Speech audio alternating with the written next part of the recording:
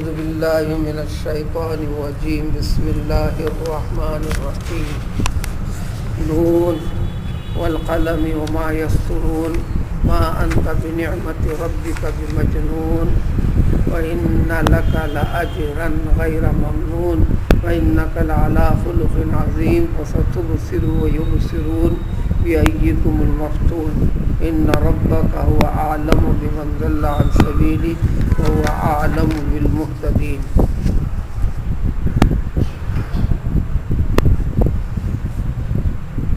سورہ قلم ابتدائی آیت میں ہی نون والقلم کے الفاظ آئے ہیں، جس کی وجہ سے اسی مناسبت سے سورہ کا نام سورہ قلم ہے۔ یہ بات بار بار بتائی جا چکی ہے کہ جتنے بھی قرآن کے سورے ہیں، جو 114 سورے ہیں، ہر ایک کا نام ہے، بلکہ ہر سورے کے ایک سے زائد نام بھی ہے۔ یہ جو نام ہے صرف ایک علامت کے طور پر ہیں، شناخت اور امتیاز کے لیے، تاکہ ایک سورے کو دوسرے سورے سے پہچاننا، شناخت کرنا آسان ہو۔ جو نام ہوتا ہے اس کا تذکرہ اس میں ضرور ہوتا ہے، کبھی اختصار کے ساتھ، کبھی تفصیل کے ساتھ، لیکن وہ مضمون کی حیثیت نہیں ہوتی۔ جو نام ہوتا ہے اس کا تھوڑا سا مضمون اس میں ضرور ہوتا ہے۔ یہ سورہ بھی مکی ہے۔ سارے کلام پاک میں ہر سورے کے ساتھ یہ سورہ مکی، یہ سورہ مدنی لکھا ہوا ہے۔ غور کرنے والوں کے لیے، جاننے والوں کے لیے، سمجھنے والوں کے لیے۔ مکے کی 13 سالہ زندگی کے دوران جو قرآن نازل ہوا، اس سورے کا نام ہے سورہ مکی، جس میں ایک بات واضح ہو جاتی ہے کہ اس سورے کے اندر جن چیزوں کا تذکرہ ہوگا وہ انسان کو عقیدہ توحید کی تعلیم دینا، اور عقیدہ توحید کی تعلیم اس کی فکر میں صحیح طریقے سے بٹھانا، انسان کی ساری زندگیوں کا بگاڑ عقیدہ توحید یعنی اللہ تعالیٰ کو وحدہ لا شریک جاننا، تو جاننا کیسے؟ انسان کہاں گڑبڑ کر رہا ہے، غلطی کہاں ہو رہی ہے، کس طرح اس کی غلطی ہو رہی ہے، ان غلطیوں کا جائزہ لے کر غلطیوں سے بچنا۔ اس لیے کہ کم و بیش دنیا کا ہر انسان چاہے کسی بھی مذہب سے اپنا جوڑ بتاتا ہو، حقیقی اللہ کا جو ایک ہے اس کا قائل ہے، مانتا ہے، لیکن اپنے ماننے کے ساتھ ساتھ اس اللہ تعالیٰ کے ساتھ عملی زندگی میں اور عقیدے والی زندگی میں اللہ کے تقدس کا، بڑائی کا درجہ، قریب قریب بڑائی کا درجہ اللہ کی مخلوق میں سے کسی کو دے دیتا ہے۔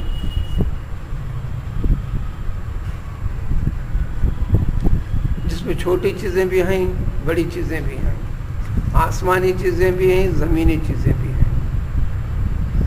انسانوں کے اندر استعداد و صلاحیت بھی اللہ تعالیٰ نے ایک علیحدہ علیحدہ رکھی ہے۔ بعض انسان غیر معمولی استعداد و صلاحیت کے، بعض انسان غیر معمولی ذہانت کے، سمجھ اور بوجھ کے، جو عام انسانوں سے زیادہ فوقیت لے جاتے ہیں۔ یہ ہر دور میں، ہر زمانے میں، دنیا کے طول و عرض میں ہوا کرتے ہیں۔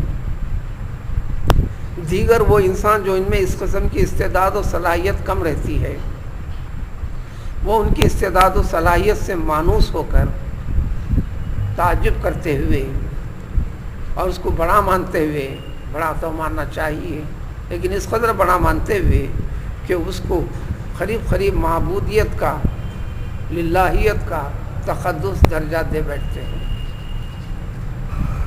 ایک عام عقیدے کے طور پر مشرکین جن کو کافر کہتے ہیں، ان کے عقیدے میں اللہ تعالیٰ کی مقرب مخلوق فرشتے ان کو اللہ کی بیٹیاں قرار دیتے ہیں۔ غیر مسلموں میں جتنے معبود بتوں کی شکل میں زنانی عورت کی شکل میں ہیں، اس کے پیچھے عقیدہ وہی ہے کہ وہ اللہ کے فرشتے ایک اپنے خیال کے اوپر ایک تصویر بنا لی، انہوں نے ایک مورت بنا لی، اس کے پیچھے عقیدہ یہی ہے کہ اللہ تعالیٰ کی مقرب مخلوق ہے اور ہر چیز میں تعلق انسان تک رہنمائی کرنے کے لیے انہیں کے ساتھ ہیں، تو لہٰذا ان کا سہارا لے لو، سہارا لینے کی وجہ اور ان کو خوش کرو، خوش کرنے کے لیے عبادت کا درجہ دے دیتے ہیں۔ اور دیگر مذاہب کے اندر خرابیوں کا تذکرہ ہے، کسی نے آگ کو معبود کا درجہ دیا، کسی نے گزرے ہوئے بڑے بڑے انبیاء کرام علیہ الصلوۃ والسلام کو معبودیت کا درجہ دیا، کسی نے انسانوں میں سے جیسے کہ حضرت عیسیٰ علیہ الصلوۃ والسلام کو، جو کہ حضرت مریم کے فرزند تھے لیکن خدا کا درجہ دیا، بلکہ خدا ہی کہہ دیا۔ حضرت عزیر علیہ الصلوۃ والسلام کو، جن کے ماں بھی تھے باپ بھی تھے، سارے انسانوں کے جیسا پیدا ہوئے تھے، لیکن غیر معمولی قدرت کا کرشمہ اللہ تعالیٰ نے ان کے ساتھ کر دیا تھا کہ ان کو موت دے کر ایک طویل عرصہ، بلکہ پورے مکمل 100 برس کے بعد پھر دوبارہ زندگی دے کر اٹھایا، صرف اس سوال کا جواب دینے اور سمجھانے کے لیے کہ اللہ تعالیٰ ایک انسان کو مرنے کے بعد، عرصہ دراز گزر جانے کے بعد جو آخرت میں اٹھانے کا تذکرہ کرتے ہیں کہ مردے کو زندہ کرتے کیسا ہیں۔ قرآن میں اس قسم کے چند واقعات ہیں جو گزرے ہوئے انسانوں کو اللہ نے مارا بھی، موت بھی دیا، پھر انسانوں کے سامنے پھر ان کو دوبارہ حیات بھی دے کر بتلایا۔ اس کے پیچھے قرآن میں ذکر کرنے کا مقصد قرآن پانے والے لوگوں کو، یعنی قرآن کے نازل ہونے کے بعد آنے والی نسلوں کو یہ عقیدہ توحید کو اچھی طرح مضبوط بٹھانا ہے کہ مرنے کے بعد اٹھایا جائے گا ضرور۔ تو الغرض عقیدہ توحید کی اصلاح جب ہوتی ہے تو انسان کی زندگی کے ہر عمل کی اصلاح ہوتی ہے، مخلوق کی ہر چیز سے اس کے اندر محبت پیدا ہوتی ہے، مخلوق کے اندر جو اختلافات ہیں اس کے وجوہات سمجھ میں آتے ہیں، نہ صرف سمجھ میں آتے ہیں بلکہ اس کو عین حکمت سمجھتا ہے۔ اگر وہ نہ ہو تو اس کو توحید کا صحیح اور پکا راستہ پانا اور دشوار ہو جاتا ہے۔ الغرض اسی قسم کی چیزیں ایک واقعے کی شکل میں اور دوسرے عقید توحید کو صحیح طور پر بٹھانے کی شکل میں پورے اس سورے کے اندر ذکر کیا جائے گا، جو 2 رکوع کے اوپر مشتمل ہے، جو 2 رکوع کے اوپر مشتمل ہے اور 52 آیتیں ہیں۔ کم و بیش سبھی آیتیں چھوٹی چھوٹی ہیں، اس طرح سورہ چھوٹا ہے۔ ابتدا ہے نون، ایسے 14 صورتوں میں اس کی ابتدا اللہ تعالیٰ نے ایسے حروف کے ساتھ کی ہے۔ اس کی تلاوت کا بھی حکم یہی ہے، اس کے اوپر زیر زبر پیش کچھ نہیں لگایا جاتا، جس الگ الگ جیسے حروف کو پڑھتے ہیں اس کو اسی طرح قرات کرنا ہے، تو اسی لیے اس کی قرات بھی ہے نون۔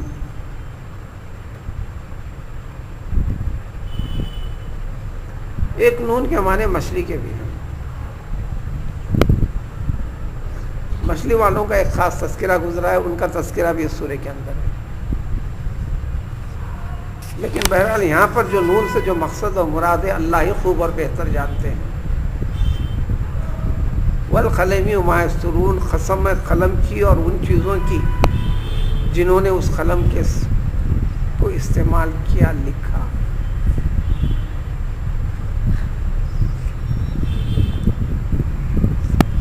تمام مخلوقات میں ساری کائنات کو پڑھایا اللہ تعالیٰ نے، تمام کائنات کو برانے میں سب سے پہلے جس چیز کو اللہ تعالیٰ نے پیدا فرمایا، جب ارادہ کیا کائنات کو وجود میں لانے کا، مخلوقات کو پیدا کرنے کا، اپنی قدرت کو مخلوق کے سامنے ظاہر کرنے کا، جیسا کہ حدیث داؤدی یعنی داؤد علیہ السلام نے اللہ تعالیٰ سے سوال کر لیا تھا. آخر اللہ تعالیٰ اس ساری کائنات کو پیدا کرنے کی سوجی کیوں آپ کو؟ تو اللہ تعالیٰ نے انہیں فرمایا تھا کچھ بھی نہیں تھا، صرف میں ہی تھا. مجھے خیال ہوا، میں نے چاہا کہ میں ہوں، میں ساری کائنات کا خالق و مالک ہوں. میرے وجود کو ماننے والے، میرا اعتراف کرنے والے ہوں، ان کو پیدا کروا کر، ان کو وجود دے کر، ساری نعمتیں دے کر میں اپنی قدرت منواؤں، میں اپنی پہچان منواؤں، میں مخلوق کے سامنے جانا جاؤں، پہچانا جاؤں. اسی لیے میں نے پیدا کیا. اور طویل تفصیل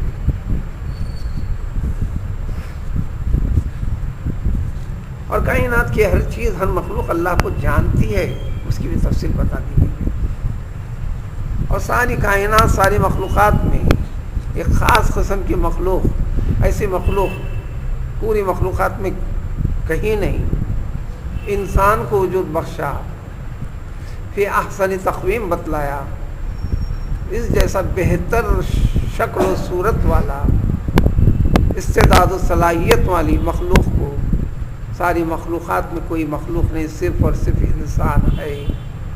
لیکن اس کے اندر استعداد، اپنی صلاحیتوں کو کھونے کی بھی رکھا، پانے کی بھی رکھا، اچھائی کی بھی رکھا، برائی کی بھی رکھا. اچھائی بتانے والے کو بھی ساتھ دیا، ایک فرشتے کو اس کے ساتھ پیدا کیا،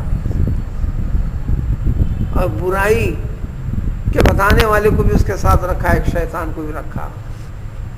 حکم دیا کہ تیرے ساتھ خاص قسم کی ذمہ داری سونپتے ہیں.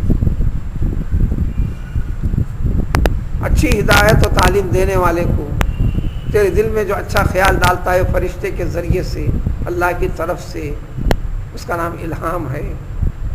برا خیال جو آتا ہے وہ شیطان کی طرف سے، اس کا نام وسوسہ ہے. وسوسوں سے بچنے کی جد و جہد کر، فرشتانہ صفت والے خیالات کو، نیکیوں کو کرنے کی جستجو میں لگا رہے. الغرض سب سے پہلے اول ما خلق اللہ القلم، سب سے پہلے اللہ تعالیٰ نے قلم کو پیدا کیا. تو مراد ہے وہ اس قلم کی قسم، جس کے قسم کہتے ہیں، اس کی بڑی اہمیت ہوتی ہے. وہ قلم جس کے ذریعے سے اللہ تعالیٰ نے ساری کائنات کو بنانے اور کائنات کا وجود کو باقی رکھنے اور اس کے چلنے اور آخر قیامت تک جو ہونے والا ہے سب کچھ لکھنے لکھانے کے لیے ایک قلم کو پیدا کیا. پھر اس قلم کو، چنانچہ حدیث شریف میں وضاحت ہے، اللہ نے قلم کو پیدا کیا، اس کو حکم دیا کہ تو لکھ دے. قلم نے کہا میں کیا لکھوں؟ قیامت تک ہونے والی چیزیں جو میں بتاتا جاؤں گا، بولتا جاؤں گا، لکھتے جاؤں گا.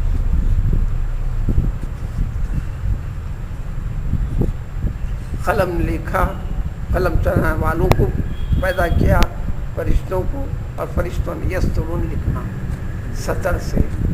عربی کا لفظ ہے جو اردو میں بھی آیا سطر، اور سطر ہے کے معنی سطر کے نیچے سطر لکھتے چلنا، یعنی لوح محفوظ.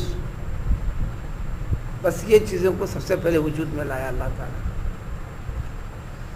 حدیث شریف کی وضاحت کے مطابق ساری کائنات کو وجود میں لانے سے پہلے 50,000 برس پہلے اس قلم کو پیدا فرما کر لوح محفوظ کو لکھوا دیا،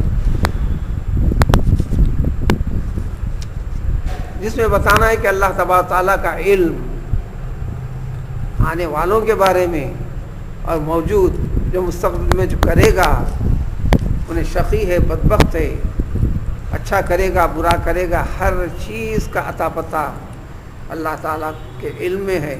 ساری چیزیں لکھ دی گئی ہیں، جو لکھی گئی ہیں ویسا کر رہا ہے. یہ نہیں کہ وہ لکھنے کی وجہ سے کر رہا ہے، یہ کرے گا اس کی وجہ سے لکھ دیا اللہ تعالیٰ، جو اللہ تبارک تعالیٰ کا علم ہے.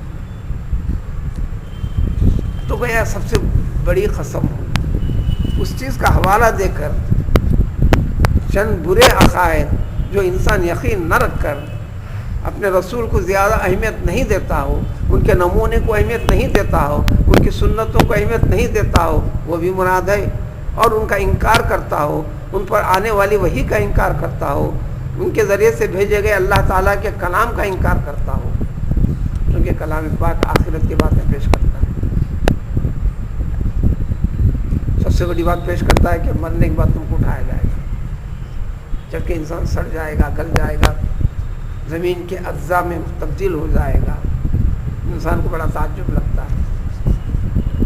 ایسے تعجب خیز چیزیں بواسطے پیغمبر علیہ الصلوۃ والسلام پیش کی گئیں اور قرآن کے ذریعے سے پیش کی گئیں، تو پیش کرنے والوں کو انہوں نے انکار کیا، دیوانہ کہا، چونکہ انسان کی سمجھ سے باہر ہو گئی۔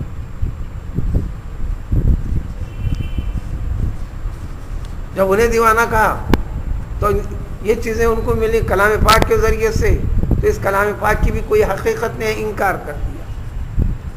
تو گویا ابتدائی 5 آیاتوں میں اس کلام پاک کی حقیقت کے پر ایمان عقیدے کو بڑھانے کی تعلیم ہے۔ سب سے پہلے جانو کہ تمہارے رب کا یہ مقدس کلام ہے، اس کو مقدس، قابل ادب و احترام مانتے ہوئے اس کی طرف آگے بڑھو، اس پر غور کرو، اس کو سنو اور اپنے رب کو مانو۔ جب مانو گے تو پھر اس کے ذریعے سے پھر بعد میں جو چیزیں بتائی گئی ہیں وہ تمہارے رب کی قدرت کو بتلاتے ہیں، اور تم اپنے رب کی قدرت کا اعتراف کرو۔ اعتراف کرنے کے طریقے بتا دیے، عبادات وغیرہ، اور زندگی کے ہر پہلو میں اچھے اور برے کی تمیز کر کے بتا دی گئی۔ اچھے کو اختیار کرنا توحید کے سبق پر باقی رہنا ہے، برے سے بچنا یہ توحید کا تقاضا ہے۔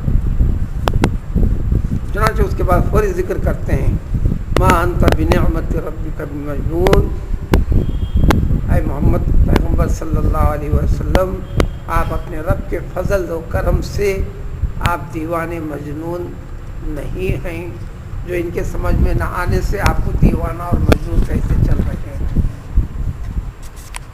تمہارا رب اس کی تصدیق کرتا ہے جب انسان ایک اچھا کام خدمت قلبی کرتا ہے، اس کے مخالف اس میں الجھنیں پیدا کرتے ہیں، الزامات دیتے ہیں، تو آدمی کو تکلیف ہوتی ہے۔ لے کے نہ دیکھے، کھا کے نہ پی کے، اس جیسے محاورے میں کہتے ہوئے خواہ مخواہ بدنام ہو، خواہ مخواہ پریشان ہو، کیوں کروں میں؟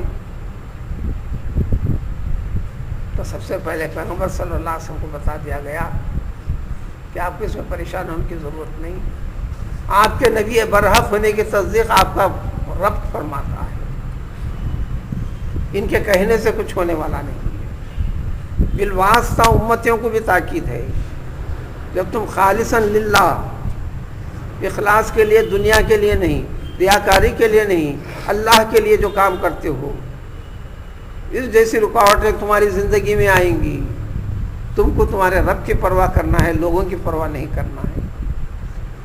لوگوں کی پرواہ کرتے ہوئے خاموش بیٹھنا نہیں ہے، بھلے اس سلسلے میں مشقتیں آئیں گی۔ اس سبق کو قرآن نے بڑی طویل تفصیل کے ساتھ کئی جگہ بتایا ہے۔ یہ بتایا ہے کہ یہ کوئی نئی بات نہیں ہے، گزری ہوئی دنیا میں سارے پیغمبروں علیہ الصلوۃ والسلام کے ساتھ ہوا۔ وہ صبروا وأوذوا، صبر کیا، انہیں تکلیف دی گئی، ان ساری چیزوں پہ صبر کیا۔ تمہیں بھی صبر کرنا ہے، یعنی برداشت کرنا ہے، مشقت اٹھانا ہے۔ جس کو یہ چیزوں کا سامنا نہ کرنا پڑے، ایسی چیزوں کی نوبت نہ آئے، اس کو بھی مرنا ہے، اس کو بھی رب کے پاس جانا ہے، اور جو برداشت کرے گا اس کو بھی رب کے پاس جانا ہے۔ تو لہٰذا وَإِنَّ لَكَ لَأَجْرًا غَيْرَ مَمْنُونٍ، یہ اتنا بڑا عظیم کام ہے کہ آپ کے لیے ناقابل حساب و کتاب، بہت ہی عمدہ قسم کا اجر و ثواب اللہ تعالیٰ عطا فرمانے والے ہیں۔ بالواسطہ امت محمدی کے ایسے افراد کے لیے بھی اشارہ ہے۔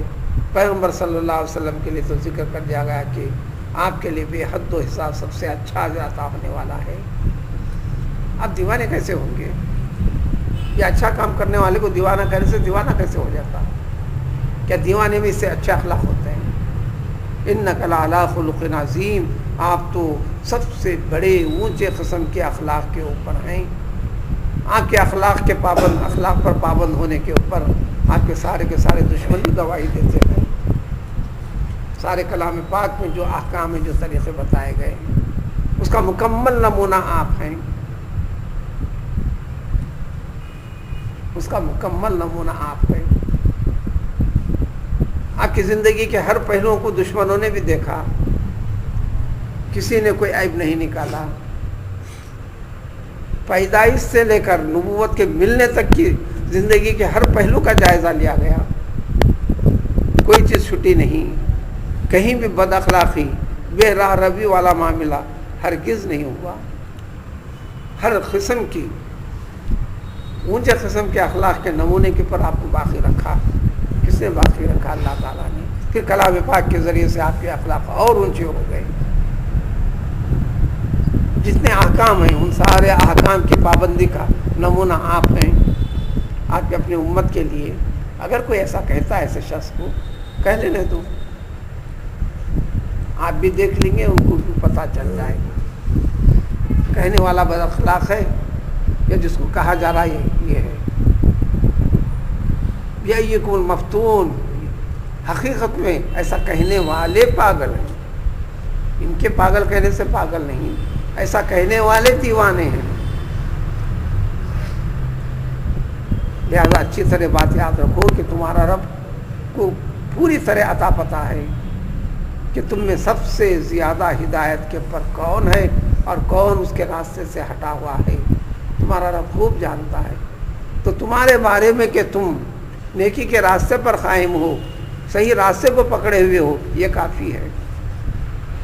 لوگوں کے کہنے سے تمہیں اپنے سیدھے راستے سے اپنے آپ کو ہٹنے اور ہٹانے کی ضرورت نہیں. لہٰذا اس سلسلے میں جو چیزیں آتی ہیں، جو اس راستے کو چھوڑ کر جو چل رہے ہیں، ان کی زندگیوں سے متاثر نہیں ہونا حکم تھا. پیغمبر صلی اللہ علیہ وسلم کو بھی، اس کے بعد قیامت تک آنے والے مسلمانوں کو بھی یہی حکم ہے. اور بھٹکے ہوئے انسان کو یہ صحیح طریقہ بتا کر سیدھے راستے پر لانے کی تاکید اور تلقین ہے. اور اس قسم کے جو سب سے برے ہوتے ہیں، سب سے آگے بڑھ کر اس قسم کی شرارت کرتے ہیں، اس میں سے چند ایک چیزوں کا تذکرہ اگلے آنے والی آیتوں میں ذکر